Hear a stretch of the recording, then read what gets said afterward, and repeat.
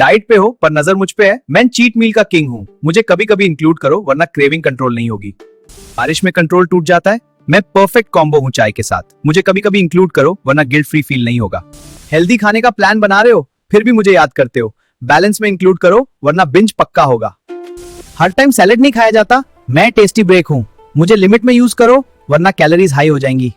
Spicy खा के पेट जल रहा है, मैं कूलिंग बॉस हूँ। मुझे इंक्लूड करो कभी वरना पेट गुस्सा करता रहेगा।